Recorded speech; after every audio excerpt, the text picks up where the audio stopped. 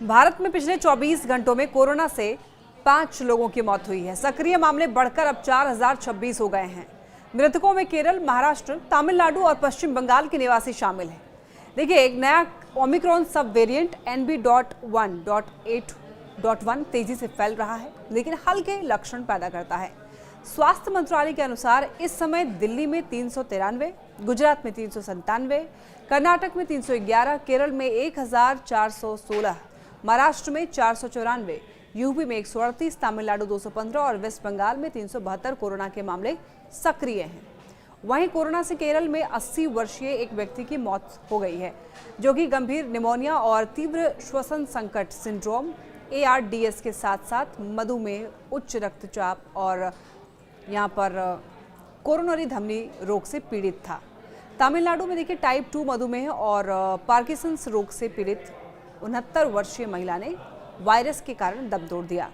पश्चिम बंगाल में एक 43 वर्षीय महिला की मौत की सूचना मिली, जो कि तीव्र कोरोनरी सिंड्रोम, सेप्टिक शॉक और एक्यूट किडनी इंजरी से पीड़ित थी।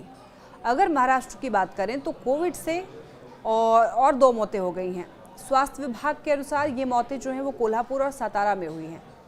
दोनों मरीज अन्य गंभीर बीमारी से जूझ रहे थे और इसी के साथ इस वर्ष राज्य में कोविड से मरने वालों की संख्या 10 हो गई है। राज्य में सोमवार को 59 नए मरीज कोविड-19 के सामने आए हैं, जिनमें मुंबई में 20 मामले पाए गए हैं और इसी के साथ राज्य में कोविड संक्रमित मरीजों की संख्या जो है वो 873 हो गई है, जिनमें अकेले 483 मरीज मुंबई के हैं।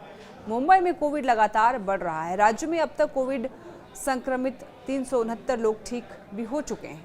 कोरोना वायरस के नए मामलों के बढ़ने की वजह से NB.1.8.1 सब वेरिएंट है, जो कि कोविड-19 का ओमिक्रॉन का वेरिएंट है। भारतीय चिकित्सा अनुसंधान परिषद ICMR ने ये पुष्टि की है कि नया जो स्ट्रेन है वो तेज़ी से फैलता है और अत्यधिक परिवर्तनशील है, लेकिन ये हल्की बीमारी का कारण बनता है। और वहीं देखिए, सामान्य लक्षणों में बुखार है, खांसी है, गले में खराश, थकान, सिर दर्द, शरीर में दर्द, नाक बहना और भूख ना लगना, ये ऐसे लक्षण हैं। ये वायरस मौसमी फ्लू के समान ही माना जा रहा है।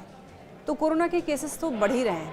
अब लोग जो गाइडलाइंस कोविड-19 के समय में दिया जा रहा था हमें कि मास्क लगाना है, सोशल डिस्टेंसिंग मेंटेन करनी है, कहीं बाहर आप जा रहे हैं तो आप भीड़ भाड़ वाला इलाके में मास्क तो लगाएं ही, साथ ही कोशिश करें आप हैंड वॉश करने का। घर बाहर से जब भी आप घर आएँ तो आप हाथ को अच्छे तरीके से धोएं और उसके बाद ही आप कुछ खाएं या फिर किसी से भी मिलें। खासतौर पर जब आप छोटे बच्चों से मुलाकात करते हैं तो इसका आपको और भी ज़्यादा ख्याल रखना है।